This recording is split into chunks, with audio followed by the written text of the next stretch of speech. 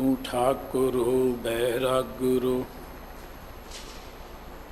मैं जे ही कण चेरी राम। तू सागुरु रत्नागुरु, हों सार न जाना तेरी राम। सार न जाना तू वडदाना, कर मेह रमत साईं। कृपा की जैसा मत दीजै, आठ पहर तुद ध्याई। तुद आगे अरदास हमारी, जियो पिंड सब तेरा। कहो नानक सब तेरी वड्याई, कोई नाऊ ना जाने मेरा। कहो नानक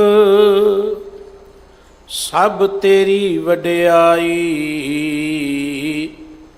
कोई नाऊ ना जाने मेरा। सर्ब कला समरथ चवर छत्र तख्त दे मालिक सतगुरु ਸਾਹਿਬ ਸ੍ਰੀ ਗੁਰੂ ਗ੍ਰੰਥ ਸਾਹਿਬ ਜੀ ਦੀ ਪਾਵਨ ਪਵਿੱਤਰ ਹਜ਼ੂਰੀ ਵਿੱਚ ਬਾਲਾ ਪ੍ਰੀਤਮ ਸਤਿਗੁਰੂ ਗੁਰੂ ਹਰਕ੍ਰਿਸ਼ਨ ਸਾਹਿਬ ਜੀ ਮਹਾਰਾਜ ਦੇ ਇਸ ਪਵਿੱਤਰ ਅਸਥਾਨ 'ਤੇ ਸੁਭਾਇਮਾਨ ਘਰਾਂ ਵਿੱਚ ਟੈਲੀਵਿਜ਼ਨ ਦੇ ਰਾਹੀਂ ਉਸ ਪਰਮ ਪਿਤਾ ਵਾਹਿਗੁਰੂ ਜੀ ਦੇ ਪਿਆਰ ਵਿੱਚ ਜੁੜ ਬੈਠੀ ਗੁਰੂ ਸਵਾਰੀ ਸਾਧ ਸੰਗਤ ਜੀਓ, ਵਾਹਿਗੁਰੂ ਜੀ ਕਾ ਖਾਲਸਾ, ਵਾਹਿਗੁਰੂ ਜੀ ਕੀ ਫਤਿਹ। ਵਾਹਿਗੁਰੂ ਜੀ ਦੀ ਕਿਰਪਾ ਹੋਈ ਹੈ जो अमृत वेले गुरु के दर्शन दीदार करने का सुभाग प्राप्त होया है। सत संगत विच बैठ के गुरबाणी कीर्तन का आनंद आप जी ने माणे है।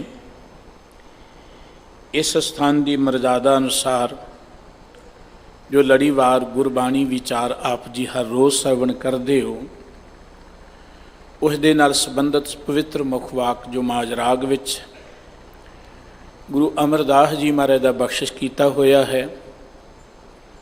इस स्थान के मानयोग हैड ग्रंथी साहब ज्ञानी रणजीत सिंह जी की रचना तो आप जी सरवण कर रहे सी। इस मुखवाक राही सतगुरु सच्चे पातशाह जी ने गल पढ़न की कीती है। वाहिगुरु जी ने दो नेत्र सानू दिते ने देखण दे लई, पर सियाणियां ने विद्वानां ने किसी तीजे नेत्र की वे गल कीती है।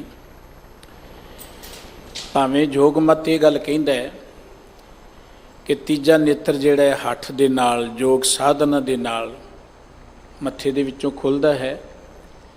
विद्वानां ने विद्या नूं तीजा नेत्र कहा है। जो 14 तरह की विद्या गिणी गई है, भाई साहब भाई मनी सिंह जी ने सब तो पहली विद्या जो अखर विद्या कही है। अखरां दे राहीं सानूं ज्ञान हुंदा है, सोझी हुंदी है। जेकर मनुख पढ़िया नहीं है, ज्ञानवान नहीं है, उहदे विच ते दूसरियां जूनां विच कोई फर्क नहीं रह जाता। ज्ञान प्राप्त करने के लिए असीं अखरी विद्या पढ़ते हैं। इहदे तो बिना जिंदगी च हनेरा ही रहिंदा है। और तकरीबन सारे ही मतां ने गल पढ़न की कीती है। हर मत ये यतन कर रहे हैं कि वध तो वध लोकां नूं पढ़ाया जाए, सोझी दिती जाए। पर यह जो अखरी विद्या है ये ज्ञानवान होने लई है, जिन्ना मनुख की जिंदगी सुखदाई बन सके, साडा वधिया समाज बन सके। पर जदों असीं देखते हैं अज विद्या का तो बड़ा जोर है, बड़े बड़े विद्यालय खुले ने, यूनिवर्सिटियां ने, कॉलेज ने, एजुकेशन का युग असीं कहने हैं। पर इन्नी विद्या पढ़ के की मनुख सियाणा बन गया है, कि समाज वधिया बन गया है। एक आम आदमी जिहड़ा है हो सकता है वो कोई गलत काम करन लगे या कतल करन लगे बड़ा सोचे या डरे, बड़ा औखा वो काम करेगा। पर जदों बंदा बहुत सियाणा हो जाता है, बहुत चलाक हो जाता है, बड़े बड़े सियाणियां ने पढ़िया ने लखां ही लोग मिनटां सकिंटां खत्म कर दिते। ਪੜ੍ਹਨ ਦੇ ਲਈ ਪੜ੍ਹਨਾ ਜ਼ਰੂਰੀ ਇਸ ਲਈ ਸੀ ਕਿ ਬੰਦਾ ਪੜ੍ਹ ਕੇ ਸਮਝ ਸਕੇ, ਜ਼ਿੰਦਗੀ ਵਿੱਚ ਗਿਆਨਵਾਨ ਹੋ ਸਕੇ। ਪੜ੍ਹਾਈ ਤੋਂ ਬਿਨਾਂ ਬੰਦਾ ਅੱਗੇ ਨਹੀਂ ਵੱਧ ਸਕਦਾ। ਸਾਡੇ ਗੁਰੂ ਸਾਹਿਬ ਜੀ ਨੇ ਗੱਲ ਪੜ੍ਹਨ ਦੀ ਕੀਤੀ ਹੈ ਗੁਰਬਾਣੀ ਵਿੱਚ। ਗੁਰੂ ਸਾਹਿਬ ਜੀ ਆਪ ਵੀ ਪੜ੍ਹਨ ਲਈ ਗਏ। ਗੁਰੂ ਨਾਨਕ ਸਾਹਿਬ ਜੀ ਦੀ ਜਨਮ ਸਾਖੀ ਸੀ ਪੜ੍ਹਦੇ, ਸਤਿਗੁਰੂ ਜੀ ਪਾਂਧੇ ਕੋਲ ਗਏ, ਸਤਿਗੁਰੂ ਜੀ ਕਾਜੀ ਕੋਲ ਗਏ। ਔਰ ਗੁਰੂ ਗ੍ਰੰਥ ਸਾਹਿਬ ਜੀ ਦੀ ਜੋ ਵਿਦਿਆ ਹੈ ਜਾਂ ਬਾਣੀ ਹੈ, ਇਹ ਪੜ੍ਹਿਆ ਹੀ ਸਾਨੂੰ ਪਤਾ ਲੱਗੇਗੀ ਨਾ। ਜੇ ਪੜ੍ਹਾਂਗੇ ਨਹੀਂ ਤਾਂ ਸਾਨੂੰ ਸਮਝ ਕਿਵੇਂ ਪਏਗੀ। ਜੇ ਗੁਰਬਾਣੀ ਨੂੰ ਸਮਝਣਾ ਹੈ ਤਾਂ ਉਹਦੇ ਲਈ ਸਾਨੂੰ ਅੱਖਰੀ ਗਿਆਨ ਹੋਣਾ ਬਹੁਤ ਜ਼ਰੂਰੀ ਹੈ। ਫਾਰਸੀ ਆਉਣੀ ਚਾਹੀਦੀ, ਸੰਸਕ੍ਰਿਤ ਆਉਣੀ ਚਾਹੀਦੀ ਹੈ, ਸਾਨੂੰ ਗਿਆਨ ਹੋਣਾ ਚਾਹੀਦਾ, ਹਿੰਦੀ ਦਾ ਗਿਆਨ ਹੋਣਾ ਚਾਹੀਦਾ ਹੈ। ਗੁਰੂ ਕਲਗੀਧਰ ਪਾਤਸ਼ਾਹ ਜੀ ਦੀ ਬਾਣੀ ਪੜ੍ਹਨੀ ਹੈ, ਭਾਈ ਆਨੰਦ ਲਾਲ ਜੀ ਨੂੰ ਪੜ੍ਹਨਾ ਹੈ, ਉਹਦੇ ਲਈ ਸਾਨੂੰ ਬੜਾ ਅੱਖਰੀ ਗਿਆਨ ਹੋਣਾ ਚਾਹੀਦਾ ਹੈ। ਇਹ ਸਭ ਕੁਝ ਇਸ ਲਈ ਕਿ ਮਨੁੱਖ ਗਿਆਨਵਾਨ ਹੋ ਸਕੇ। ਪੜ੍ਹਨਾ ਬਹੁਤ ਜ਼ਰੂਰੀ ਹੈ, ਪਰ ਪੜ੍ਹਨ ਦੇ ਨਾਲ ਹੀ ਗੱਲ ਨਹੀਂ ਬਣਦੀ। ਗੁਰੂ ਗ੍ਰੰਥ ਸਾਹਿਬ ਜੀ ਦਾ ਇੱਕ ਬਚਨ ਹੈ ਕਿ ਪੜ੍ਹੀਏ ਨਾਹੀਂ ਭੇਦ ਬੁੱਝੀਐ ਪਾਵਣਾ। ਕੇਵਲ ਪੜ੍ਹਿਆ ਨਹੀਂ, ਉਹਨੂੰ ਸਮਝਿਆ ਗੱਲ ਬਣਨੀ ਹੈ। ਪੜ੍ਹਨਾ ਸੀ ਸਮਝਣ ਦੇ ਲਈ, ਤਾਂ ਕਿ ਅਸੀਂ ਜ਼ਿੰਦਗੀ ਅੰਦਰ ਗਿਆਨਵਾਨ ਹੋ ਕੇ ਉੱਚੇ ਹੋ ਸਕੀਏ, ਆਦਰਸ਼ਕ ਹੋ ਸਕੀਏ, ਇੱਕ ਵਧੀਆ ਸਮਾਜ ਦੀ ਸਿਰਜਣਾ ਕਰ ਸਕੀਏ। ਪਰ ਮਨੁੱਖ ਨੇ ਇਸ ਪੜ੍ਹਨ ਦੀ ਗੱਲ ਨੂੰ ਹੀ ਕੇਵਲ ਮਾਇਆ ਤੱਕ ਖਚਿਤ ਹੋ ਕੇ ਕਰ ਦਿੱਤਾ।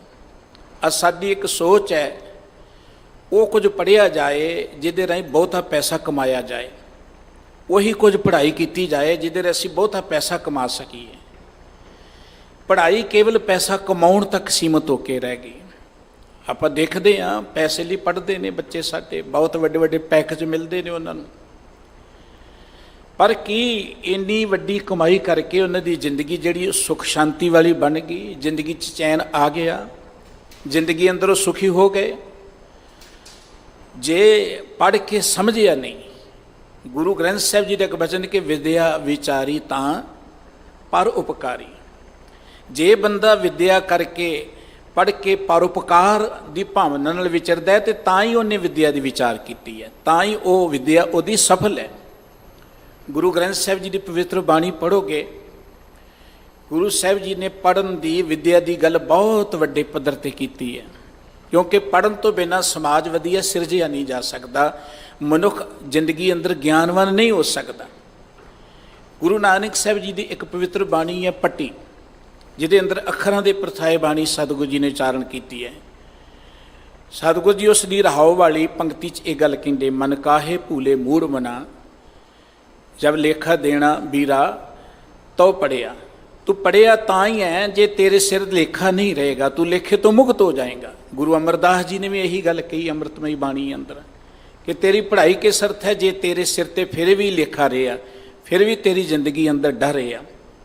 ਅੱਜ ਦੇ ਮੁੱਖ ਵਾਕ ਰਾਹੀਂ ਸਤਿਗੁਰੂ ਗੁਰੂ ਅਮਰਦਾਸ ਜੀ ਗੱਲ ਪੜ੍ਹਨ ਦੀ ਕਰਦੇ ਨੇ ਕਿ ਪੜ੍ਹ ਕੇ ਆਪਾਂ ਗੁਰੂ ਦੀ ਮੱਤ ਦੇ ਰਾਹੀਂ ਜ਼ਿੰਦਗੀ ਦੇ ਅੰਦਰ ਗਿਆਨਵਾਨ ਹੋਣਾ, ਪ੍ਰਭੂ ਦੇ ਪਿਆਰ 'ਚ ਜੁੜਨਾ।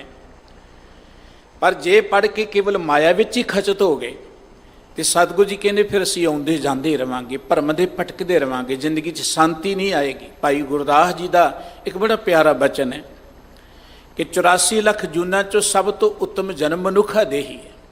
ਇਹ 'ਚ ਅਸੀਂ ਦੇਖ ਸਕਦੇ ਹਾਂ, ਇਹਦੇ ਅਸੀਂ ਸੁਣ ਸਕਦੇ ਹਾਂ, ਇਹਦੇ 'ਚ ਅਸੀਂ ਪੜ੍ਹ ਸਕਦੇ ਹਾਂ, ਇਸ ਦੇ ਵਿੱਚ ਅਸੀਂ ਦੂਜਿਆਂ ਨੂੰ ਸਮਝਾ ਸਕਦੇ ਹਾਂ। ਲੱਖ 84 ਜੋਨ ਵਿੱਚ ਉੱਤਮ ਜਨਮ ਸੋ ਮਾਨਸ ਦੇਹੀ। ਅੱਖੀਂ ਵੇਖਣ ਕਰਨ ਸੁਣ, ਮੁਖ ਸੋ ਬਚਨ ਸੁਣੇ ਹੀ। ਅੱਖਾਂ ਨਾਲ ਦੇਖ ਸਕਦੇ, ਕੰਨਾਂ ਨਾਲ ਸੁਣ ਸਕਦੇ ਹਾਂ।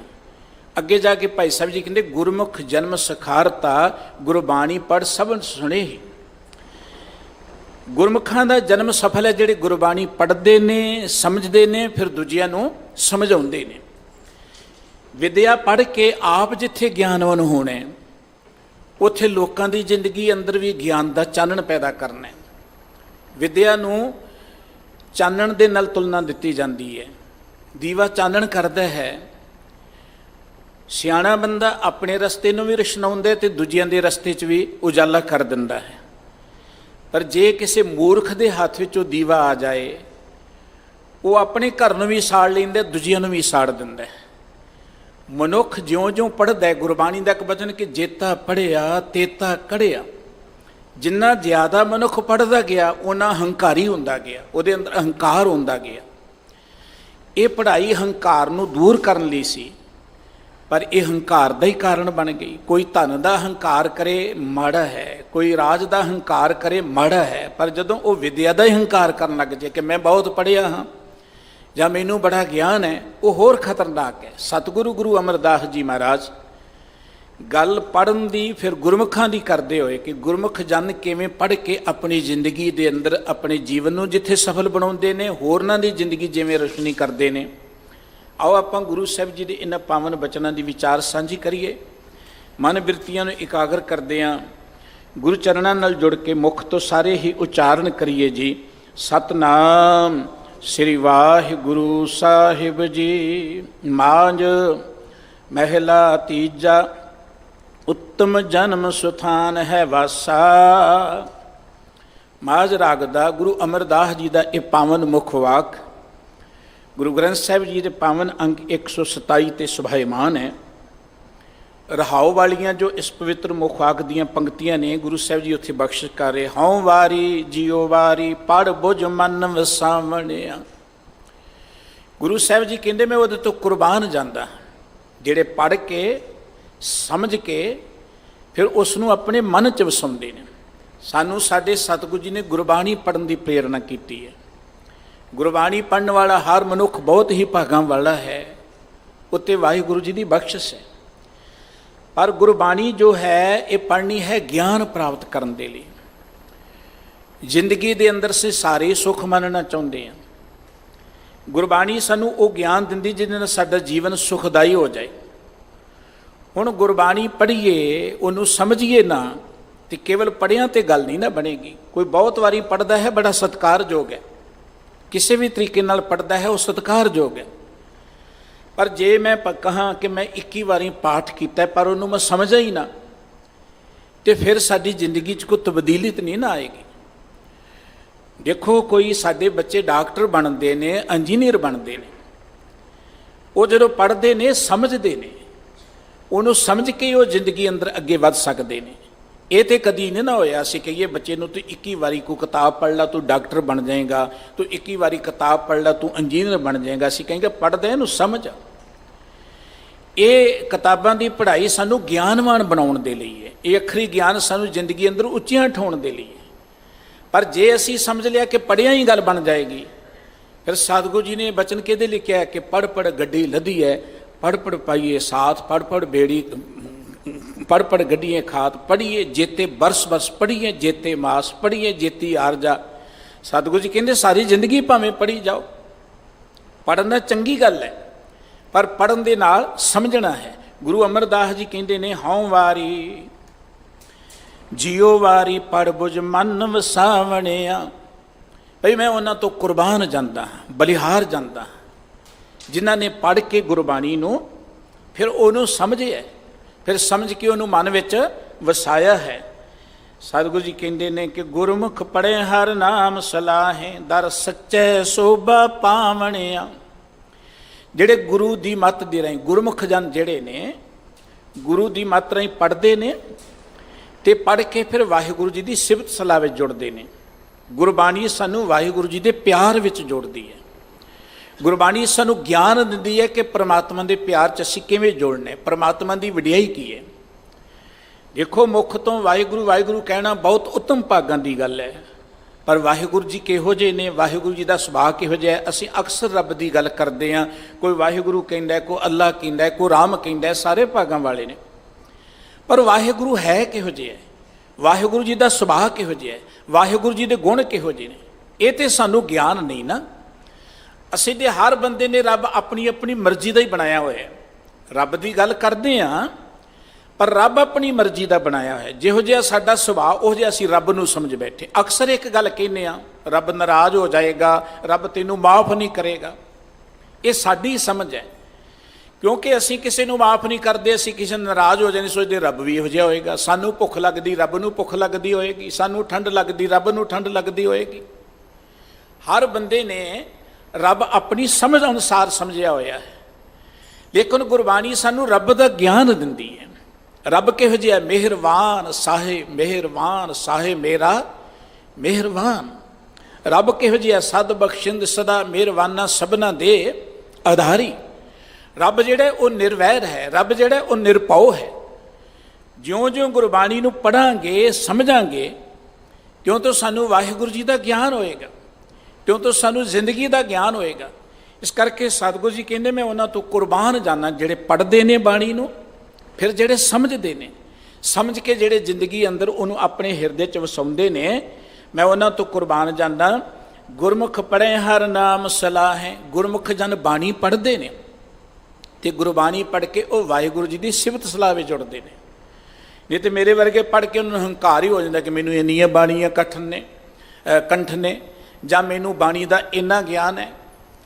ਗੁਰਬਾਣੀ ਅਹੰਕਾਰ ਨੂੰ ਦੂਰ ਕਰਨ ਲਈ ਹੈ, ਗੁਰਬਾਣੀ ਜ਼ਿੰਦਗੀ ਅੰਦਰ ਚਾਨਣ ਕਰਨ ਦੇ ਲਈ ਹੈ। ਗੁਰਬਾਣੀ ਦਾ ਬਚਨ ਕਿ ਗੁਰਬਾਣੀ ਇਸ ਜਗ ਮੈਂ ਚਾਨਣ ਕਰਮ ਵਸੈ ਮਨ ਆਏ।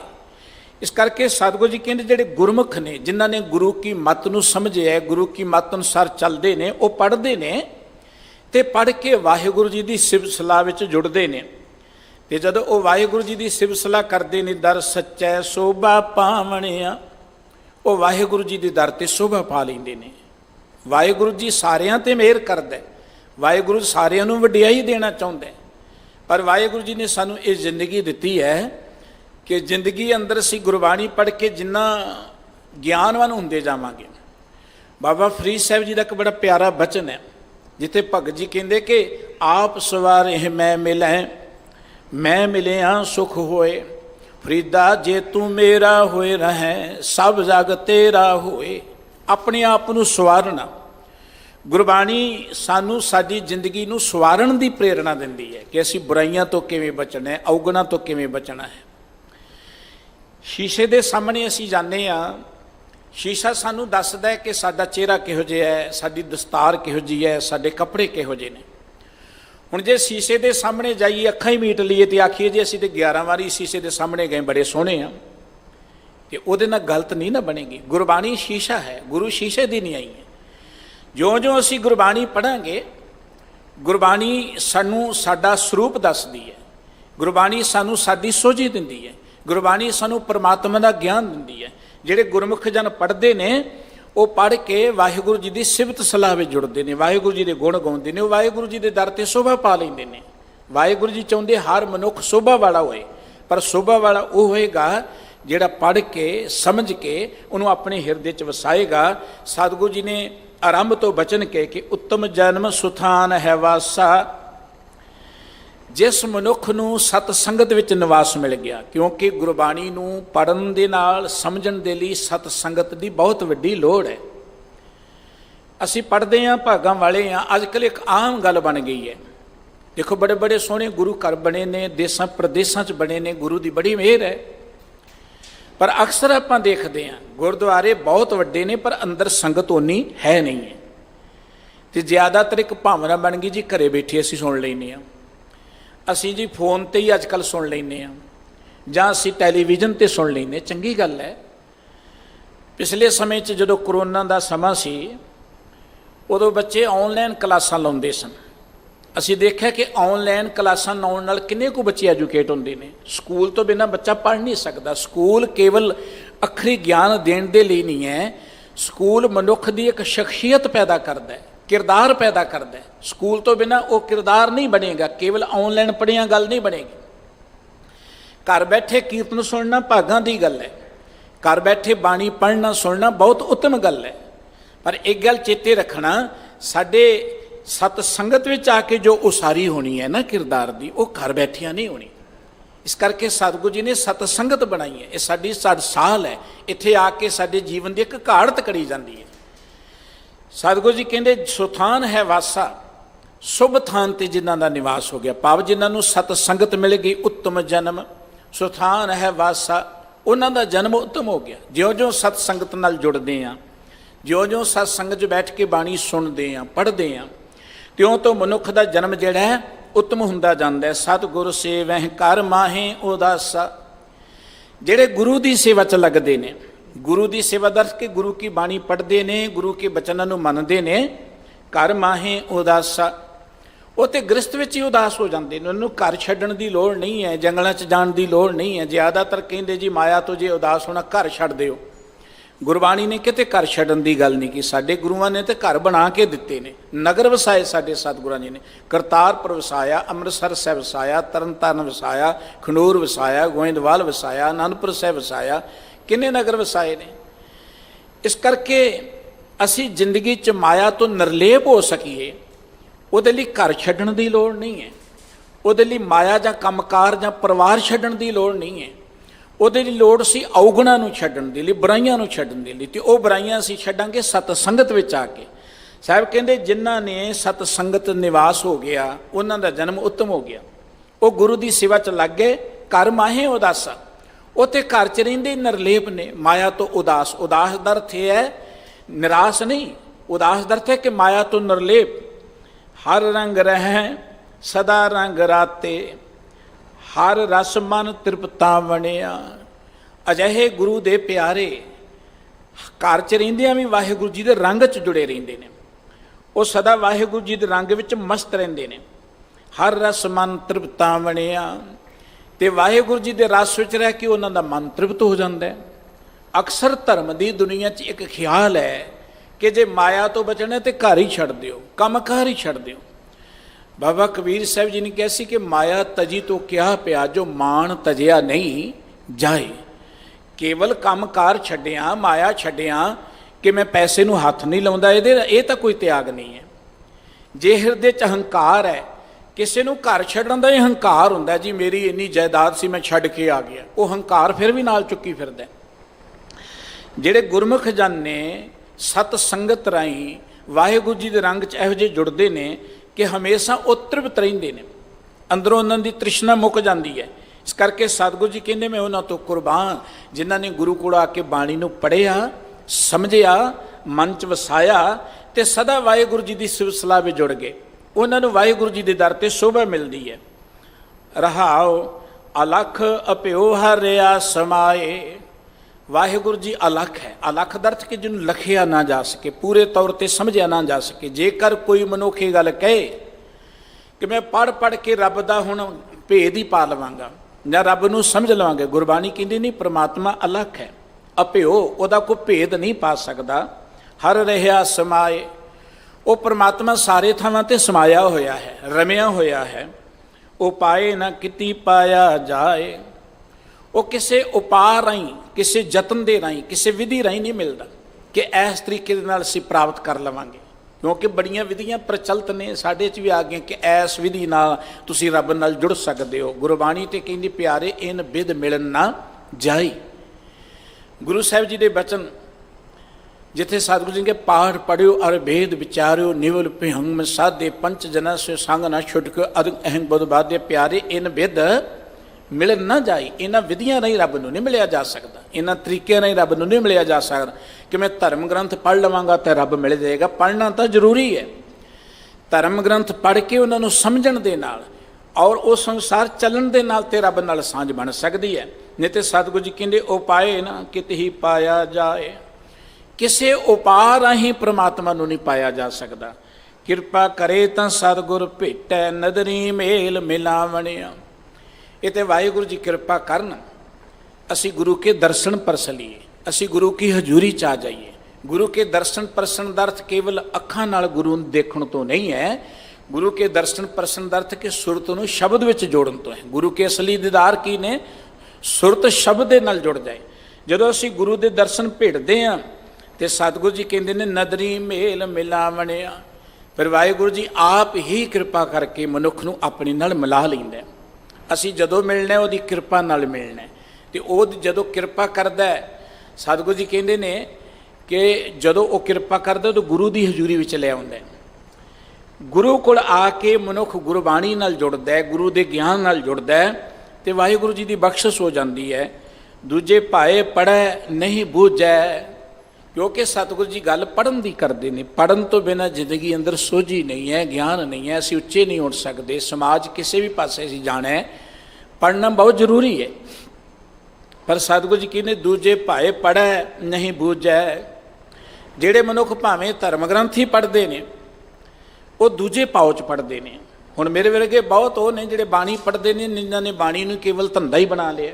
ਕੇਵਲ ਮਾਇਆ ਦੀ ਖਾਤਰ ਪੜ੍ਹਦੇ ਨੇ, ਉਵੇਂ ਜ਼ਿੰਦਗੀ 'ਚ ਬਾਣੀ ਨਾਲ ਪਿਆਰ ਨਹੀਂ ਹੈ, ਗੁਰਬਾਣੀ ਦੀ ਕੋਈ ਉਹਨਾਂ ਨੂੰ ਸੋਝੀ ਨਹੀਂ ਹੈ। ਸਤਿਗੁਰੂ ਜੀ ਕਹਿੰਦੇ ਜੇ ਦੂਜੇ ਭਾਉ 'ਚ, ਭਾਵ ਪਰਮਾਤਮਾ ਦੇ ਪਿਆਰ ਤੋਂ ਬਿਨਾਂ ਹੋਰ ਕਿਸੇ ਭਾਉ 'ਚ, ਇਸ ਭਾਵਨਾ ਦੇ ਨਾਲ ਕਿ ਮੈਂ ਪੜ੍ਹ ਪੜ੍ਹ ਕੇ ਬਹੁਤ ਵਿਦਵਾਨ ਬਣ ਜਾਵਾਂਗਾ, ਬੜੀ ਮੈਨੂੰ ਵਡਿਆਈ ਮਿਲੇਗੀ, ਬੜਾ ਮੈਂ ਪੈਸਾ ਕਮਾਵਾਂਗਾ, ਨਹੀਂ ਬੂਝੈ, ਸਮਝਦੇ ਨਹੀਂ ਹੈ। ਕੇਵਲ ਦੂਜੇ ਭਾਉ 'ਚ ਜਿਹੜੇ ਪੜ੍ਹਦੇ ਨੇ ਧਰਮ ਗ੍ਰੰਥਾਂ ਨੂੰ, ਤ੍ਰਿਵਿਧ ਮਾਇਆ ਕਾਰਨ ਲੂਝੈ, ਇਹ ਮਾਇਆ ਜਿਹੜੀ ਤਿੰਨਾਂ ਗੁਣਾਂ ਵਾਲੀ ਹੈ, ਜਿਹੜੇ ਮਾਇਆ ਦੀ ਖਾਤਰ ਹੀ ਕੇਵਲ ਪੜ੍ਹਦੇ ਨੇ, ਸਤਿਗੁਰੂ ਸਾਹਿਬ ਜੀ ਕਹਿੰਦੇ ਉਹ ਤੇ ਅੰਦਰੋਂ ਫਿਰ ਨਾ ਸੜਦੇ ਹੀ ਰਹਿੰਦੇ ਨੇ। ਉਹ ਜ਼ਿੰਦਗੀ ਅੰਦਰ ਦੇਖੋ, ਗੁਰਬਾਣੀ ਜਾਂ ਧਰਮ ਗ੍ਰੰਥ ਮਨੁੱਖ ਦੇ ਅੰਦਰ ਸ਼ਾਂਤੀ ਪੈਦਾ ਕਰਨ ਦੇ ਲਈ ਨੇ, ਮਨੁੱਖ ਦੇ ਅੰਦਰ ਸਹਿਜ ਪੈਦਾ ਕਰਨ ਦੇ ਲਈ, ਗਿਆਨ ਪੈਦਾ ਕਰਨ ਦੇ ਲਈ ਨੇ। ਤੁਸੀਂ ਧਰਮ ਦੀ ਦੁਨੀਆ ਨਜ਼ਰ ਮਾਰ ਕੇ ਦੇਖੋਗੇ, ਬਹੁਤਾਂਤ ਮੇਰੇ ਵਰਗਿਆਂ ਦੀ, ਉਹਨਾਂ ਦੀ ਜਿਹੜੇ ਬਾਣੀ ਪੜ੍ਹਦੇ ਵੀ ਅੰਦਰੋਂ ਬੜੇ ਖਿਜੇ ਹੋਏ ਨੇ, ਬੜੇ ਦੁਖੀ ਨੇ। ਇਹਦਾ ਮਤਲਬ ਕਿ ਉਹ ਦੂਜੇ ਭਾਉ 'ਚ ਪੜ੍ਹਦੇ ਨੇ। ਗੁਰਬਾਣੀ ਇਹ ਗੱਲ ਕਿ ਦੋਏ ਭਾਏ ਵੇ ਗੁੱਚੀ, ਇਹ ਗੱਲ ਪਈ ਸੁ ਜਮ ਕੀ ਫਾਸ। ਜਿੰਨਾ ਚਿਰ ਦੂਜੇ ਭਾਉ 'ਚ ਰਹਿ ਕੇ ਕੋਈ ਕਰਮ ਕਰਾਂਗੇ, ਉਹ ਕਰਮ ਭਾਵੇਂ ਧਾਰਮਿਕ ਵੀ ਕਿਉਂ ਨਾ ਹੋਵੇ, ਉਹ ਕਰਮ ਭਾਵੇਂ ਬਹੁਤ ਵਧੀਆ ਵੀ ਕਿਉਂ ਨਾ ਹੋਵੇ, ਉਹਨਾਂ ਚਿਰ ਅਸੀਂ ਜਮਾਂ ਦੀ ਫਾਹੀ ਤੋਂ ਮੁਕਤ ਨਹੀਂ ਹੋ ਸਕਦੇ।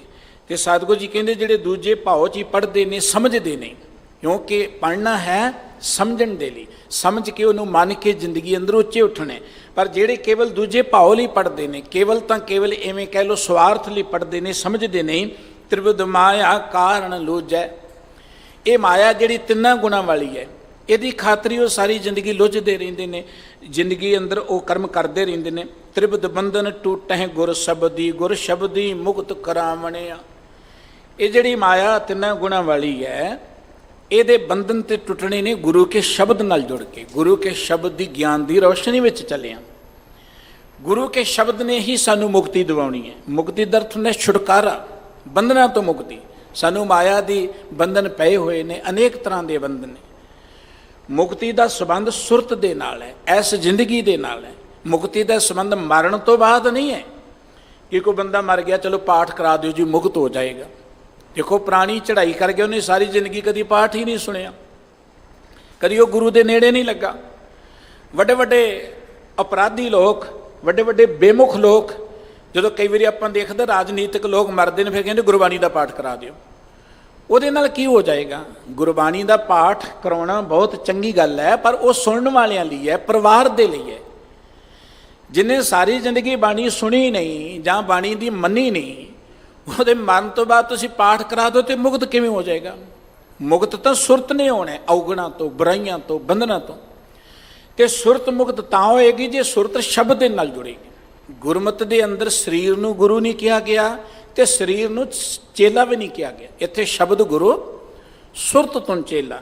ਤੇ ਸਤਿਗੁਰੂ ਸਾਹਿਬ ਜੀ ਕਹਿੰਦੇ ਇਹ ਜਿਹੜੇ ਮਾਇਆ ਦੇ ਬੰਧਨ ਨੇ, ਇਹ ਗੁਰੂ ਕੇ ਸ਼ਬਦ ਰਾਹੀਂ ਟੁੱਟਣੇ ਨੇ। ਗੁਰੂ ਕਾ ਸ਼ਬਦ ਹੀ ਸਾਨੂੰ ਬੰਧਨਾਂ ਤੋਂ ਮੁਕਤ ਕਰ ਸਕਦਾ ਹੈ। ਹੋਰ ਕੋਈ ਸਾਧਨ ਨਹੀਂ ਹੈ ਕਿ ਕਿਤੇ ਨਹਾ ਕੇ ਮੁਕਤੀ ਮਿਲ ਜਾਏਗੀ, ਜਾਂ ਕਿਤੇ ਕੋਈ ਕਿਸੇ ਖਾਸ ਥਾਂ ਤੇ ਬੈਠਿਆਂ ਮੁਕਤੀ ਮਿਲ ਜਾਏਗੀ, ਜਾਂ ਜੰਗਲਾਂ 'ਚ ਬੈਠਿਆਂ ਮੁਕਤੀ ਮਿਲ ਜਾਏਗੀ। ਗੁਰ ਸ਼ਬਦ ਹੀ ਮੁਕਤ ਕਰਾਵਣਿਆ। ਗੁਰੂ ਕੇ ਸ਼ਬਦ ਨੇ ਸਾਨੂੰ ਮੁਕਤੀ ਦੇਣੀ ਹੈ, ਸੁਤੰਤਰਤਾ ਦੇਣੀ ਹੈ। ਮੁਕਤੀ ਦਾ ਅਰਥ ਹੈ ਸੁਤੰਤਰਤਾ, ਬੰਦ ਖਲਾਸੀ।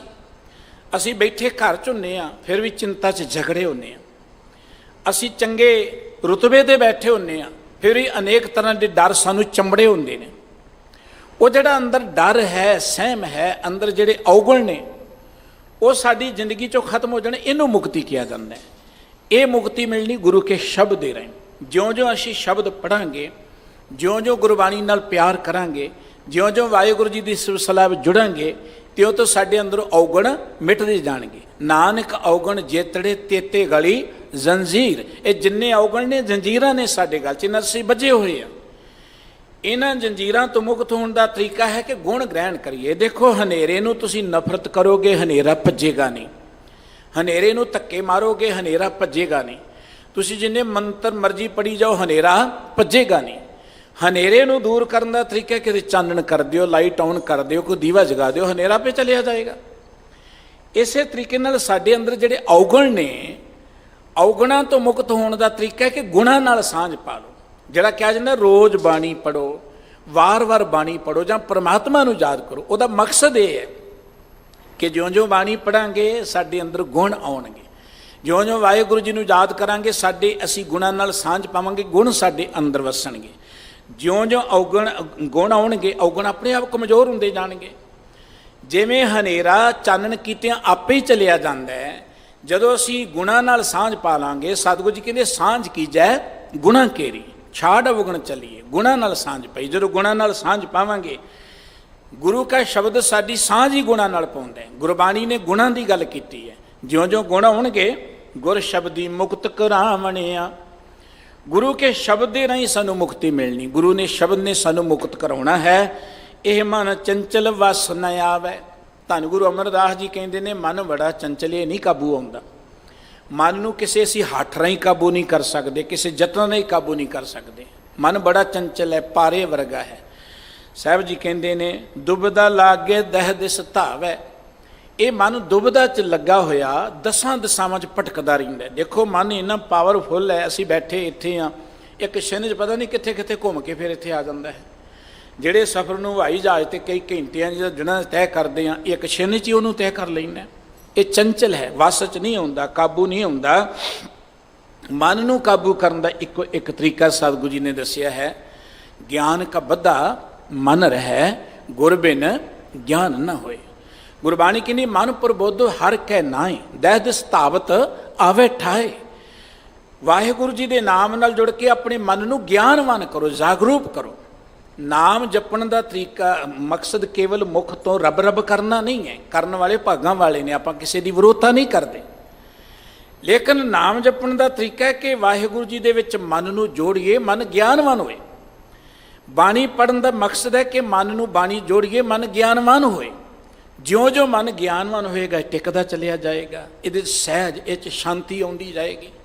ਜਿੱਥੇ ਸਤਿਗੁਰੂ ਜੀ ਨੇ ਕਿਹਾ ਨਾ ਕਿ ਰਸਨਾ ਗੁਣ ਗੋਪਾਲ ਨਿਧ ਗਾਇਣ, ਸ਼ਾਂਤ ਸਹਿਜ ਰਹਸ ਮਨ ਉਪਜਿਓ, ਸਗਲੇ ਦੁਖ ਪਲਾਇਣ।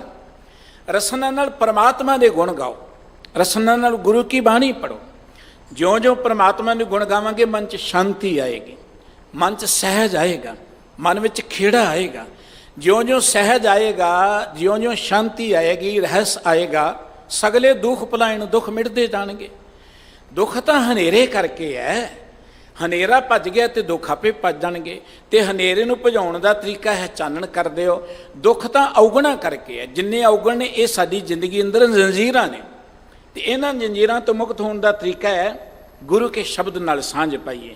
ਸਤਿਗੁਰੂ ਜੀ ਕਹਿੰਦੇ, ਇਹ ਮਨ ਚੰਚਲ ਦਸਾਂ ਦਿਸ਼ਾਵਾਂ 'ਚ ਭੱਜਾ ਫਿਰਦਾ, ਇਹਦਾ ਇੱਕ ਸੁਭਾਅ ਬਣ ਗਿਆ ਕਿ ਬਿਖ ਕਾ ਕੀੜਾ ਬਿਖ ਮਾਹੇ ਰਾਤਾ, ਬਿਖ ਹੀ ਮਾਹੇ ਪਚਾਵਣਿਆ। ਬਿਖ ਮੈਨਾ ਜ਼ਹਿਰ, ਜਿਵੇਂ ਕਿਹਾ ਨਾ ਕਿ ਵਿਸ਼ਟਾ ਵਾਲਾ ਕੀੜਾ ਵਿਸ਼ਟਾ 'ਚ ਹੀ ਰਹਿੰਦਾ, ਇਵੇਂ ਇਹ ਜ਼ਹਿਰ ਨਾਲ ਜੁੜਿਆ ਹੋਇਆ ਮਨ ਜਿਹੜਾ ਨਾ ਜ਼ਹਿਰ ਵਾਲੇ ਪਾਸੇ ਲੱਗਾ ਰਹਿੰਦਾ, ਵਿਸ਼ੇ ਵਿਕਾਰਾਂ ਵਾਲੇ ਪਾਸੇ ਲੱਗਾ ਰਹਿੰਦਾ। ਔਰ ਇਹਨਾਂ ਵਿਸ਼ੇ ਵਿਕਾਰਾਂ 'ਚ ਪੈ ਕੇ ਇਹ ਖਚਤ ਹੋ ਜਾਂਦਾ, ਪਚ ਜਾਂਦਾ, ਭਾਵ ਖਚਤ ਹੋ ਜਾਂਦਾ ਹੈ। ਹਾਂ ਹੋਂ ਕਰੇ ਤੈ ਆਪ ਜੁਣਾਏ।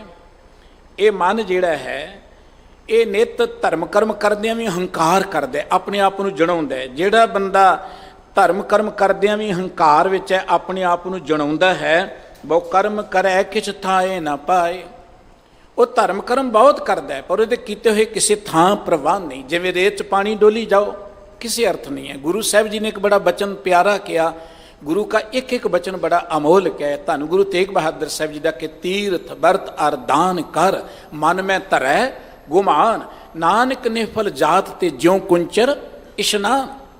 कोई तीर्थां ते जाना माड़ी गल नहीं है भाई, चंगी गल है। कोई तीर्थ करे, कोई होर अनेक कर्म करे, पर मन च हंकार कर ले, ਉਹਦਾ ਤੇ ਸਭ ਕੁਝ ਇਵੇਂ ਹੈ ਜਿਵੇਂ ਹਾਥੀ ਨੇ ਨਹਾ ਲਿਆ ਤੇ ਫਿਰ ਮਿੱਟੀ ਪਾ ਲਈ ਆਪਣੇ ਆਪ ਤੇ।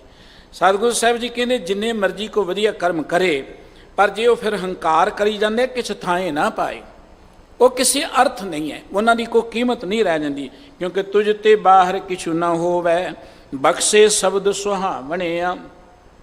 ਜੇ ਮਨੁੱਖ ਵਾਹਿਗੁਰੂ ਜੀ ਦੇ ਪਿਆਰ 'ਚ ਨਹੀਂ ਜੁੜਿਆ ਤੇ ਸਤਿਗੁਰੂ ਸਾਹਿਬ ਜੀ ਕਹਿੰਦੇ ਨੇ ਉਹਦੇ ਕੀਤੇ ਹੋਏ ਕਰਮ ਅਕਾਰਥ ਨੇ। ਤੇ ਗੁਰਦੇਵ ਕਹਿੰਦੇ ਵਾਹਿਗੁਰੂ ਜੀਓ ਤੁਹਾਡੀ ਬਖਸ਼ਿਸ਼ ਤੋਂ ਬਿਨਾਂ ਕੁਝ ਨਹੀਂ ਹੋ ਸਕਦਾ। ਜਿਹਦੇ ਤੋਂ ਤੁਸੀਂ ਕਿਰਪਾ ਕਰਦੇ ਹੋ ਉਹ ਗੁਰੂ ਕੇ ਸ਼ਬਦ ਦੇ ਰਾਹੀਂ ਆਪਣੀ ਜ਼ਿੰਦਗੀ ਨੂੰ ਸੋਹਣਿਆ ਬਣਾ ਲੈਂਦਾ ਹੈ। ਉਪਜੈ ਪਚੈ ਹਰ ਬੂਝੈ ਨਾਹੀ। ਆਮ ਇਨਸਾਨ ਜਿਹੜਾ ਹੈ ਜੰਮਦਾ ਹੈ, ਪਚਦਾ ਅਰਥ ਸੜ ਜਾਂਦਾ ਹੈ, ਖਤਮ ਹੋ ਜਾਂਦਾ ਹੈ, ਪਰ ਜ਼ਿੰਦਗੀ 'ਚ ਪ੍ਰਮਾਤਮਾ ਨੂੰ ਸਮਝਦਾ ਨਹੀਂ ਹੈ। ਦੇਖੋ ਪ੍ਰਮਾਤਮਾ ਨੂੰ ਅਸੀਂ ਕਿਸੇ ਹੱਠ ਨਾਲ ਨਹੀਂ ਪ੍ਰਾਪਤ ਕਰ ਸਕਦੇ, ਪ੍ਰਮਾਤਮਾ ਨੂੰ ਕਿਸੇ ਅਸੀਂ ਬਾਹਰਲੇ ਕਰਮ ਰਾਹੀਂ ਨਹੀਂ ਪ੍ਰਾਪਤ ਕਰ ਸਕਦੇ। ਪ੍ਰਮਾਤਮਾ ਨੂੰ ਤੇ ਸਮਝਣਾ ਹੈ, ਆਮ ਅਕਸਰ ਅਸੀਂ ਕਹਿੰਦੇ ਜੀ ਫਲਾਣਾ ਰੱਬ ਨੂੰ ਲੱਭਣ ਵਾਲੇ ਬੰਨੇ ਤੁਰ ਪਿਆ। ਰੱਬ ਕਿਹੜਾ ਗਵਾਚਿਆ ਹੋਇਆ? ਰੱਬ ਤਾਂ ਘਟ ਘਟ ਮੈਂ ਹਰ ਜੂ ਬਸੈ ਸੰਤਨ ਕਹਿਓ ਪੁਕਾਰ। ਉਹ ਤੇ ਸਾਡੇ ਹਿਰਦੇ 'ਚ ਬੈਠਾ ਹੈ, ਅੰਦਰ ਬਾਹਰ ਬੈਠਾ ਹੋਇਆ ਹੈ, ਸਰਬ ਥਾਈਂ ਵਿਆਪਕ ਹੈ, ਜਲ ਥਲ ਮੇਲ ਪੂਰੇ ਆ, ਹਰ ਥਾਂ ਤੇ ਉਹ ਰਮਿਆ ਹੋਇਆ। ਉਹਨੂੰ ਤਾਂ ਸਮਝਣ ਦੀ ਲੋੜ ਹੈ, ਤੇ ਸਮਝ ਗਿਆਨ ਨਹੀਂ ਆਏਗੀ। ਗੁਰੂ ਸਾਹਿਬ ਜੀ ਕਹਿੰਦੇ ਨੇ ਕਿ ਜਿਹੜਾ ਬੰਦਾ ਜ਼ਿੰਦਗੀ ਦੇ ਅੰਦਰ ਹਰ ਬੂਝੇ ਨਾ ਹੀ ਵਾਹਿਗੁਰੂ ਜੀ ਨੂੰ ਸਮਝਦਾ ਨਹੀਂ ਹੈ, ਜਿਹਨੇ ਗਿਆਨ ਪ੍ਰਾਪਤ ਨਹੀਂ ਕੀਤਾ। ਗੁਰਬਾਣੀ ਦਾ ਇੱਕ ਬਚਨ ਕਿ ਆਮਣ ਆਏ ਸ੍ਰਿਸ਼ਟ ਮੈਂ ਬਿਨ ਬੂਝੇ ਪਸ਼ੂ ਢੋਰ। ਅਸੀਂ ਜ਼ਿੰਦਗੀ 'ਚ ਆਏ ਹਾਂ, ਜੇ ਸਮਝ ਨਹੀਂ ਪ੍ਰਾਪਤ ਕੀਤੀ, ਕੋਈ ਗਿਆਨ ਨਹੀਂ ਪ੍ਰਾਪਤ ਕੀਤਾ, ਤੇ ਪਸ਼ੂ ਢੋਰ ਹੀ ਅਸੀਂ, ਕੋਈ ਫਰਕ ਨਹੀਂ ਹੈ ਉਹਨਾਂ 'ਚ ਤੇ ਸਾਡੇ 'ਚ। ਪਸ਼ੂ ਵੀ ਖਾਂਦੇ ਨੇ ਚਲੇ ਜਾਂਦੇ ਨੇ, ਅਸੀਂ ਵੀ ਖਾਂਦੇ ਹਾਂ ਚਲੇ ਜਾਂਦੇ ਹਾਂ। ਪਸ਼ੂਆਂ ਨੇ ਬੱਚੇ ਪੈਦਾ ਕੀਤੇ ਚਲੇ ਗਏ, ਅਸੀਂ ਬੱਚੇ ਪੈਦਾ ਕੀਤੇ ਚਲੇ ਗਏ। ਕੀ ਅਰਥ ਹੋਇਆ? ਮਨੁੱਖਾ ਜ਼ਿੰਦਗੀ ਦੀ ਉੱਤਮਤਾ ਕੀ ਹੋਈ? ਸਾਹਿਬ ਜੀ ਕਹਿੰਦੇ ਜੇ ਅਸੀਂ ਵਾਹਿਗੁਰੂ ਜੀ ਨੂੰ ਸਮਝਿਆ ਨਹੀਂ, ਅਸੀਂ ਪੈਦਾ ਹੋਏ, ਖਤਮ ਹੋ ਗਏ, ਚਲੇ ਗਏ, ਕਿਸ ਅਰਥ ਨਹੀਂ ਰਹੀ ਜ਼ਿੰਦਗੀ। ਅਨ ਦਿਨ ਦੂਜੇ ਭਾਏ ਫੇਰਾਹੇ। ਅਨ ਦਿਨ ਦਾ ਕਿ ਹਰ ਰੋਜ਼ ਅਸੀਂ ਦੂਜੇ ਭਾਉ 'ਚ ਵਿਚਰਦੇ ਰਹੇ, ਪਰਮਾਤਮਾ ਨਾਲੋਂ ਟੁੱਟ ਕੇ ਅਸੀਂ ਹੋਰ ਪਾਸੇ ਲੱਗੇ ਰਹੇ। ਜ਼ਿੰਦਗੀ ਦਾ ਮਕਸਦ ਸੀ ਪਰਮਾਤਮਾ ਦੇ ਪਿਆਰ ਜੁੜਨਾ। ਗੁਰਬਾਣੀ ਇਹ ਗੱਲ ਕਹਿੰਦੀ ਭਈ ਪ੍ਰਾਪਤ ਮਾਨੁਖ ਦੇ ਹੁਰੀਆ ਗੋਬਿੰਦ ਮਿਲਣ ਕੀ ਇਹ ਤੇਰੀ ਬਰੀਆ। ਅਸੀਂ ਗੋਬਿੰਦ ਦੇ ਮਿਲਣ ਵਾਲੇ ਪਾਸੇ ਤੇ ਲੱਗੇ ਨਾ, ਅਸੀਂ ਕੇਵਲ ਦੁਨੀਆ 'ਚ ਹੋਰ ਪਾਸੇ ਲੱਗੇ ਰਹੇ। ਤੇ ਸਤਿਗੁਰੂ ਜੀ ਕਹਿੰਦੇ ਅਸੀਂ ਆਏ ਤੇ ਚਲੇ ਗਏ, ਬਸ ਇੰਨਾ ਕੀ ਹੈ। ਪਰ ਹੋਇਆ ਕਿ ਜ਼ਿੰਦਗੀ ਦੇ ਅੰਦਰ ਮਨਮੁਖ ਜਨਮ ਗਿਆ ਹੈ ਬਿਰਥਾ, ਅੰਤ ਗਿਆ ਪਛਤਾਵਣਿਆ। ਮਨਮੁਖ ਦਾ ਜਨਮ ਬਿਰਥਾ ਚਲਿਆ ਗਿਆ। ਜਦੋਂ ਜਾਂਦਾ ਹੈ ਨਾ, ਉਹ ਝੂਰਦਾ ਜਾਂਦਾ ਹੈ। ਸਿਆਣੇ ਕਹਿੰਦੇ ਇਸ ਧਰਤੀ ਤੋਂ ਚਲੇ ਜਾਣਾ ਦੁੱਖ ਨਹੀਂ ਹੈ, ਜਾਣਾ ਤੇ ਹਰ ਕਿਸੇ ਨੇ ਹੈ। ਵਾਹਿਗੁਰੂ ਜੀ ਨੇ ਇੱਕ ਨਿਯਮ ਬਣਾਇਆ ਕਿ ਜੋ ਉਪਜਿਓ ਸੋ ਬਿਨਸ ਹੈ। ਜੋ ਵੀ ਪੈਦਾ ਹੋਇਆ ਉਪਜੇ ਉਹਨੇ ਆਖਰ ਖਤਮ ਹੋਣਾ ਹੈ। ਹੋਰ ਵੀ ਕਾਇਨਾਤ ਦੇ ਅੰਦਰ ਸਭ ਕੁਝ ਬਿਨਸ ਰਿਹਾ ਹੈ, ਪਰ ਮਨੁੱਖ ਜਦੋਂ ਜਾਣ ਲੱਗਦਾ ਇਹ ਬੜਾ ਦੁਖੀ ਹੁੰਦਾ। ਉਹ ਚਲੇ ਜਾਣ ਦਾ ਦੁੱਖ ਨਹੀਂ ਹੁੰਦਾ। ਦਰਅਸਲ ਦੇਖੋ ਨਾ, ਰੱਬ ਦੇ ਪਿਆਰੇ ਵੀ ਜਾਂਦੇ ਨੇ।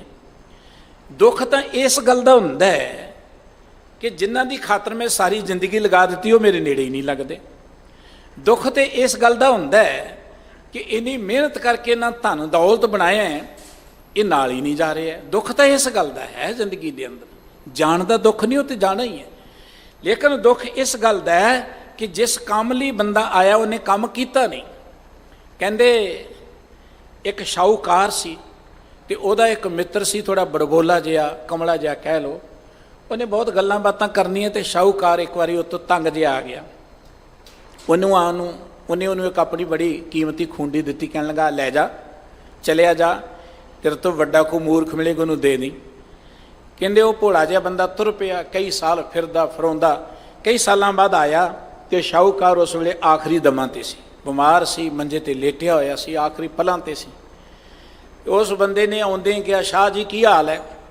ਕਹਿਣ ਲੱਗਾ ਕੀ ਹਾਲ, ਬਸ ਤਿਆਰੀ ਹੈ। ਕਹਿਣ ਲੱਗਾ ਸ਼ਾਹ ਜੀ ਕਿੱਥੇ ਦੀ ਤਿਆਰੀ ਹੈ? ਕਹਿਣ ਲੱਗਾ ਬਸ ਜਿੱਥੋਂ ਜਾ ਕੇ ਆਉਣਾ ਨਹੀਂ ਉੱਥੇ ਦੀ ਤਿਆਰੀ ਹੈ। ਤੇ ਉਹ ਭੋਲਾ ਜਿਹਾ ਬੰਦਾ ਕਹਿਣ ਲੱਗਾ ਸ਼ਾਹ ਜੀ ਅੱਗੇ ਤੁਸੀਂ ਗਰਮੀਆਂ ਦਿਨਾਂ ਸ਼੍ਰੀਨਗਰ ਜਾਂਦੇ ਸੀ, ਕਿਤੇ ਸਿਮਲੇ ਜਾਂਦੇ ਸੀ, 10-15 ਦਿਨਾਂ ਬਾਅਦ ਮੁੜ ਆਉਂਦੇ ਸੀ। ਹੁਣ ਤੁਸੀਂ ਕਹਿੰਦੇ ਜਿੱਥੇ ਜਾਣਾ ਉੱਥੋਂ ਆਉਣਾ ਹੀ ਨਹੀਂ। ਤੇ ਜਿੱਥੋਂ ਜਾ ਕੇ ਮੁੜ ਆਉਣਾ ਹੁੰਦਾ ਸੀ ਉੱਥੇ ਬੜੀ ਤਿਆਰੀ ਕਰਦੇ ਸੀ, ਨਾਲ ਸਮਾਨ ਲੈ ਜਾਂਦੇ ਸੀ, ਨੌਕਰ ਲੈ ਜਾਂਦੇ ਸੀ, ਜਾਣ ਤੋਂ ਪਹਿਲਾਂ ਉੱਥੇ ਹੋਟਲ ਬੁੱਕ ਕਰ ਲੈਂਦੇ ਸੀ। ਤੇ ਹੁਣ ਜਿੱਥੇ ਜਾਣਾ ਉੱਥੋਂ ਦਾ ਪ੍ਰਬੰਧ ਕੀਤਾ ਹੈ। ਕਿੰਨੇ ਕੁ ਬੰਦੇ ਨਾਲ ਲੈ ਕੇ ਜਾਣੇ, ਤੁਸੀਂ ਕਿੰਨਾ ਕੁ ਸਾਜੋ ਸਮਾਨ ਨਾਲ ਲੈ ਕੇ ਜਾਣਾ। ਤੇ ਉਹ ਸ਼ਾਹੂਕਾਰ ਕਹਿਣ ਲੱਗਾ ਕਮਲਿਆ, ਜਿੱਥੇ ਜਾ ਕੇ ਮੈਂ ਆ ਜਾਣਾ ਹੁੰਦਾ ਸੀ ਉਹਦਾ ਬੜਾ ਫਿਕਰ ਕਰਦਾ ਸੀ, ਪਰ ਜਿੱਥੇ ਜਾ ਕੇ ਆਉਣਾ ਨਹੀਂ ਉਹਦਾ ਤਾਂ ਕਦੇ ਮੈਂ ਖਿਆਲ ਹੀ ਨਹੀਂ ਕੀਤਾ। ਤੇ ਉਹ ਬੰਦਾ ਕਹਿਣ ਲੱਗਾ ਫਿਰ ਸੋਟੀ ਆਪਣੇ ਪਾਸ ਹੀ ਰੱਖੋ, ਤੁਹਾਡੇ ਤੋਂ ਵੱਡਾ ਮੂਰਖ ਕੌਣ ਹੋ ਸਕਦਾ ਕਿ ਜਿੱਥੇ ਜਾ ਕੇ ਆ ਜਾਣਾ ਉਹਦੀ ਚਿੰਤਾ, ਜਿੱਥੇ ਜਾ ਕੇ ਆਉਣਾ ਉਹਦਾ ਖਿਆਲ ਹੀ ਕੋਈ ਨਹੀਂ, ਉਹਨੂੰ ਸੋਚਿਆ ਹੀ ਨਹੀਂ ਜ਼ਿੰਦਗੀ ਅੰਦਰ। ਇਹ ਮਨੁੱਖ ਦੀ ਮੂਰਖਤਾ, ਪਛਤਾਵਾ ਇਸ ਗੱਲ ਦਾ ਹੁੰਦਾ ਹੈ ਕਿ ਜਿਸ ਕੰਮ ਲਈ ਮੈਂ ਉਹ ਕੰਮ ਕੀਤਾ ਹੀ ਨਹੀਂ। ਗੁਰਬਾਣੀ ਕਹਿੰਦੀ ਹੈ ਹੁੰਦਾ ਕੀ ਹੈ, ਅੰਤ ਗਿਆ ਪਛਤਾਵਣਿਆ। ਜਦੋਂ ਇਸ ਧਰਤੀ ਤੋਂ ਜਾਂਦਾ ਫਿਰ ਝੂਰਦਾ ਹੈ, ਫਿਰ ਹੱਥ ਮਰੋੜੇ ਤਨ ਕਪੇ ਸਿਆਹੂ ਹੋਵਾ ਸੇ। ਤੇ ਗੁਰੂ ਸਾਹਿਬ ਜੀ ਕਹਿੰਦੇ ਉਹਦਾ ਜਨਮ ਬਿਰਥਾ ਚਲ ਗਿਆ। ਪਛਤਾਵਾ ਤੇ ਇਸ ਗੱਲ ਦਾ ਕਿ ਏਡੀ ਵੱਡੀ ਜ਼ਿੰਦਗੀ ਐਵੇਂ ਹੀ ਚਲੀ ਗਈ, ਕੀਤਾ ਹੀ ਕੁਝ ਨਹੀਂ ਜ਼ਿੰਦਗੀ ਦੇ ਅੰਦਰ, ਆਕਾਰ ਚਲੀ ਗਈ। ਫਿਰ ਪ੍ਰਦੇਸ਼ ਸ਼ਿੰਗਾਰ ਬਣਾਏ। ਧੰਨ ਗੁਰੂ ਅਮਰਦਾਸ ਜੀ ਕਹਿੰਦੇ ਕਿ ਪਤੀ ਪ੍ਰਦੇਸ਼ 'ਚ ਹੋਏ ਤੇ ਜਿਹੜੀ ਉਹਦੀ ਪਤਨੀ ਹੈ ਘਰ 'ਚ ਹੀ ਸ਼ਿੰਗਾਰ ਬਣਾਈ ਜਾਏ। ਪਤੀ ਤੇ ਘਰ 'ਚ ਨਹੀਂ, ਉਹ ਸ਼ਿੰਗਾਰ ਕਿਸ ਅਰਥ ਨੇ? ਮਨਮੁਖ ਅੰਧ ਐਸੇ ਕਰਮ ਕਮਾਏ ਮਨਮੁਖ ਬੰਦਾ ਜਿਹੜਾ ਹੈ ਨਾ, ਅਗਿਆਨਤਾ 'ਚ ਇਹੋ ਜਿਹੇ ਕਰਮ ਕਰਦਾ ਹੈ, ਹਿਰਦੇ 'ਚ ਪ੍ਰਮਾਤਮਾ ਨਹੀਂ ਹੈ, ਪ੍ਰਭੂ ਦਾ ਪਿਆਰ ਨਹੀਂ ਹੈ, ਬਾਹਰਲਾ ਅਡੰਬਰ ਹੀ ਕੇਵਲ ਕਰਦਾ ਹੈ। ਧਰਮ ਦੀ ਦੁਨੀਆ 'ਚ ਵੀ ਰਹਿ ਕੇ ਹਿਰਦੇ 'ਚ ਪਿਆਰ ਨਹੀਂ ਹੈ, ਬਾਹਰੋਂ ਧਰਮ ਦਾ ਅਡੰਬਰ ਬੜਾ ਹੈ। ਇਹ ਸਭ ਕੁਝ ਇਵੇਂ ਹੈ। ਗੁਰੂ ਸਾਹਿਬ ਜੀ ਨੇ ਇੱਕ ਬਚਨ ਕਿਹਾ, ਸਖੀ ਕਾਜਲ ਹਾਰ ਸ਼ਿੰਗਾਰ ਸਭੇ ਕੇ ਸਾਜਿਆ, 16 ਕੀ ਸ਼ਿੰਗਾਰ ਕੇ ਅੰਜਨ ਪਾਜਿਆ, ਜੇਕਰ ਆਵੇ ਕੰਤ ਤਾਂ ਸਭ ਕਿਛ ਪਾਈਏ, ਹਰ ਹਾਂ ਕੰਤੇ ਬਾਦ ਸ਼ਿੰਗਾਰ ਸਭ ਬਿਰਥਾ ਜਾਈਏ। ਸ਼ਿੰਗਾਰ ਸਫਲ ਵੀ ਹੈ, ਜ਼ਰੂਰੀ ਵੀ ਹੈ, ਪਰ ਸ਼ਿੰਗਾਰ ਸਫਲ ਤਾਂ ਹੈ ਜੇ ਪਤੀ ਕੋਲ ਹੈ। ਸ਼ਿੰਗਾਰ ਦੂਜਿਆਂ ਨੂੰ ਦਿਖਾਉਣ ਲਈ ਨਹੀਂ ਹੈ, ਸ਼ਿੰਗਾਰ ਤਾਂ ਪਤੀ ਲਈ ਹੋ ਸਕਦਾ ਹੈ। ਇਹ ਧਰਮ ਦਾ ਲਿਬਾਸ ਗੁਰੂ ਦੀ ਬਖਸ਼ਿਸ਼ ਨੂੰ ਲੈਣ ਲਈ ਹੈ, ਗੁਰੂ ਦੀ ਦਿੱਤੀ ਹੋਈ ਦਾਤ ਹੈ ਸਾਨੂੰ। ਤੇ ਜੇ ਇਹ ਸਿਰਫ ਅਸੀਂ ਲੋਕਾਂ ਨੂੰ ਦਿਖਾਉਣ ਲਈ ਹੈ ਧਰਮ ਦਾ ਲਿਬਾਸ, ਤੇ ਸਤਿਗੁਰੂ ਜੀ ਕਹਿੰਦੇ ਤੇ ਉਹੀ ਗੱਲ ਹੈ ਕਿ ਪਤੀ ਘਰ 'ਚ ਨਹੀਂ ਹੈ ਤੇ ਪਤਨੀ ਸ਼ਿੰਗਾਰ ਕਰੀ ਫਿਰਦੀ ਹੈ। ਸਤਿਗੁਰੂ ਜੀ ਕਹਿੰਦੇ ਮਨਮੁਖ ਅੰਧ ਐਸੇ ਕਰਮ ਕਮਾਏ। ਮਨਮੁਖ ਬੰਦਾ ਅਗਿਆਨਤਾ ਵਿੱਚ ਇਹੋ ਜਿਹੇ ਕਰਮ ਕਰਦਾ ਹੈ, ਹਲਤ ਨ ਸੋਭਾ ਪਲਤ ਨ ਢੋਈ, ਬਿਰਥਾ ਜਨਮ ਗੁਮਾਵਣਿਆ।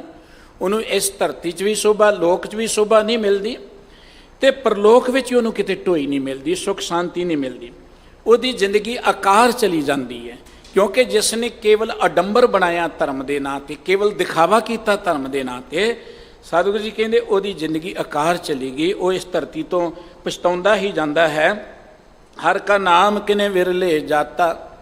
ਭਾਈ ਪ੍ਰਮਾਤਮਾ ਦੇ ਨਾਮ ਨੂੰ ਤਾਂ ਕਿਸੇ ਵਿਰਲੇ ਨੇ ਜਾਣਿਆ, ਭਾਗਾਂ ਵਾਲੇ ਨੇ ਜਾਣਿਆ ਹੈ। ਪੂਰੇ ਗੁਰ ਕਹਿ ਸ਼ਬਦ ਪਛਾਤਾ।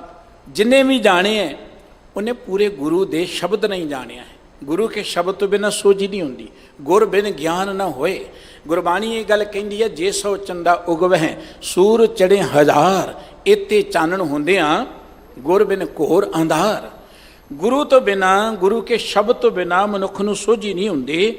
ਕਿਸੇ ਵਿਰਲੇ ਬੰਦੇ ਨੂੰ ਪਰਮਾਤਮਾ ਦੇ ਨਾਮ ਦਾ ਗਿਆਨ ਹੈ। ਰੱਬ ਦੀ ਗੱਲ ਅਸੀਂ ਸਾਰੇ ਕਰਦੇ ਹਾਂ, ਪਰ ਨਾਮ ਦਾ ਗਿਆਨ ਸਾਰਿਆਂ ਨੂੰ ਨਹੀਂ ਨਾ। ਨਾਮ ਕੀ, ਇਹਦੇ ਬਾਰੇ ਸੋਝੀ ਤੇ ਸਾਨੂੰ ਕੇਵਲ ਵਾਹਿਗੁਰੂ ਕਹਿ ਲੈਣਾ ਹੀ ਨਾਮ ਨਹੀਂ ਹੈ, ਤੇ ਗੁਰਮੰਤਰ ਹੈ, ਨਾਮ ਨਾਲ ਜੁੜਨ ਦਾ ਇੱਕ ਸਾਧਨ ਹੈ।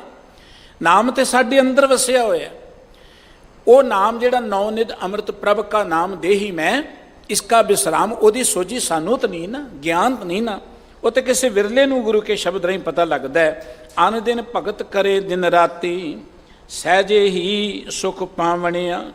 ਜਿਹਨੂੰ ਗੁਰੂ ਕੇ ਸ਼ਬਦ ਰਾਹੀਂ ਸੋਝੀ ਹੋ ਗਈ, ਉਹ ਦਿਨ ਰਾਤ ਵਾਹਿਗੁਰੂ ਜੀ ਦੀ ਭਗਤੀ ਜੁੜਿਆ ਰਹਿੰਦਾ। ਭਗਤੀ ਦਾ ਅਰਥ ਕੰਮ ਕਾਰ ਛੱਡਣ ਤੋਂ ਨਹੀਂ ਹੈ।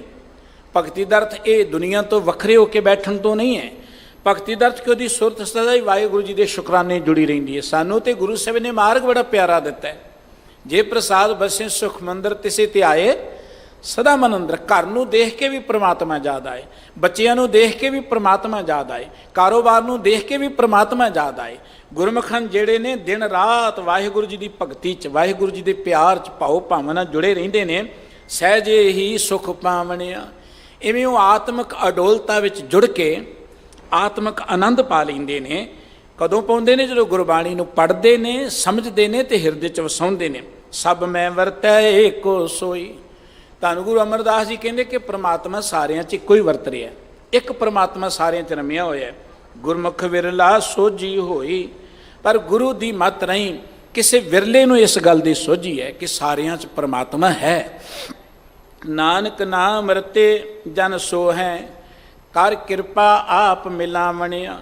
ਸਤਿਗੁਰੂ ਜੀ ਕਹਿੰਦੇ ਜਿਹੜੇ ਨਾਮ ਵਿੱਚ ਰੱਤੇ ਰੰਗੇ ਗਏ ਨੇ, ਜੁੜ ਗਏ ਨੇ, ਜਿਹੜੇ ਨਾਮ ਵਿੱਚ ਲਿਵਲੀਨ ਹੋ ਗਏ ਨੇ, ਜਿਹੜੇ ਅੱਠੇ ਪੈਰ ਵਾਹਿਗੁਰੂ ਜੀ ਦੇ ਨਾਮ ਨਾਲ ਜੁੜੇ ਰਹਿੰਦੇ, ਉਹ ਸ਼ੋਭਾ ਪਾਉਂਦੇ ਨੇ ਇਸ ਦੁਨੀਆ 'ਚ ਵੀ, ਵਾਹਿਗੁਰੂ ਜੀ ਦੇ ਦਰ 'ਤੇ ਵੀ। ਕਰ ਕਿਰਪਾ ਆਪ ਮਿਲਾਵਣਿਆ। ਤੇ ਵਾਹਿਗੁਰੂ ਜੀ ਕਿਰਪਾ ਕਰਕੇ ਉਹਨਾਂ ਨੂੰ ਆਪ ਆਪਣੇ ਨਾਲ ਮਿਲਾ ਲੈਂਦੇ ਨੇ। ਗੁਰੂ ਅਮਰਦਾਸ ਜੀ ਮਹਾਰਾਜ ਨੇ ਇਸ ਪਵਿੱਤਰ ਮੁਖ ਵਾਕ ਰਾਹੀਂ ਉਹਨਾਂ ਗੁਰਮੁਖਾਂ ਦੀ ਵਡਿਆਈ ਕਰਦੇ ਹਾਂ ਜਿਨ੍ਹਾਂ ਨੇ ਗੁਰੂ ਕੋਲ ਆ ਕੇ ਬਾਣੀ ਨੂੰ ਪੜ੍ਹਿਆ, ਸਮਝਿਆ, ਹਿਰਦੇ 'ਚ ਵਸਾਇਆ ਹੈ। ਸਾਨੂੰ ਵੀ ਇਹ ਪ੍ਰੇਰਣਾ ਕੀਤੀ, ਭਾਈ ਅਸੀਂ ਬਾਣੀ ਨੂੰ ਪੜ੍ਹਿਆ ਕਰੀਏ।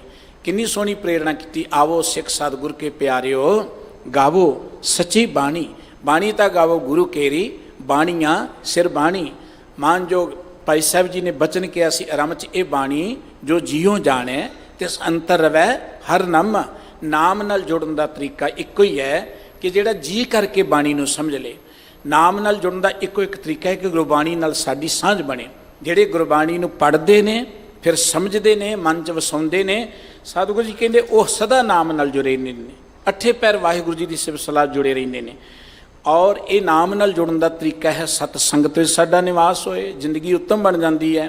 पर जे केवल दिखावे लिए ही धर्म कर्म है तो सतगुरु जी की अंत गया पछतावने, अखीर असी झूरदे जावांगे। सतगुरु जी मेहर करन, गुरु साहिब जी के ये अमोल बचन साडे हिरदियां च वसन। सानू साडे सतगुरु जी ने बड़ी कृपा, महान कृपा की साडे ते, जो गुरबाणी का अमोल खजाना बख्श किया है। ये गुरु ग्रंथ साहिब जी की पवित्र बाणी जिहड़ी ये पढ़न दे लई है। कई बार असीं सोचते कि सिमरन करते हुण बाणी पढ़न की लोड़ नहीं, सिमरन करने वाले भागां वाले ने, पर बाणी पढ़ना भी तो सिमरन है ना। बाणी पढ़न तो बिना सानू सिमरन का ज्ञान नहीं होएगा। इस करके अरदास करिया करिए कि गुरबाणी साडी जिंदगी का आधार बने, असीं गुरबाणी नाल सांझ बनाईए। ज्यों ज्यों बाणी नाल प्यार बनेगा, यह बाणी जो जियो जाने तिस अंतर रवे हरनामा, साडे अंदर वाहिगुरू जी का नाम आके वस जाएगा। सतगुरु जी मेहर करन, गुरु के ये पवित्र बचन साडे हिरदे च वसन जी।